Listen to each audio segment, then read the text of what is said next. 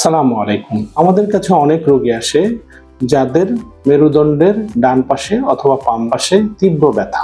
অনেক রোগী আমাদের প্রশ্ন করে যে মেরুদণ্ডের পাশে ব্যথা কেন হয়। মেরুদণ্ডের পাশে আমাদের কিডনি থাকে এবং কিডনি নালী থাকে। সাধারণত দেখা যায় যে তীব্র ব্যথা এবং ব্যথার সাথে যদি বমি থাকে তাহলে 80 থেকে 90% ক্ষেত্রেই এটি কিডনি অথবা কিডনি নালীর পাথর জনিত কারণে ব্যথা হয়। তবে মনে রাখতে হবে যে কিডনিতে পাথর ছাড়াও মাসল অর্থাৎ মেরুদণ্ডের দুপাশে যে মাসল থাকে সেই মাসলের যদি টান পড়ে তাহলেও ব্যথা হতে পারে। আবার ডান দিকের তলপেটে অ্যাপেন্ডিক্স থাকে, ডান দিকে ব্যথা হলে অ্যাপেন্ডিসাইটিসের ব্যথাও আমরা অনেক সময় চিন্তা করি। কিডনি নালীর পাথর কিংবা কিডনির পাথর সব সময় হয় না, সাধারণত রিকারেন্ট অর্থাৎ কিছুদিন ব্যথা থাকে, আবার ব্যথা ভালো হয়ে যায় এবং আবার হঠাৎ তীব্র ব্যথা শুরু হয়।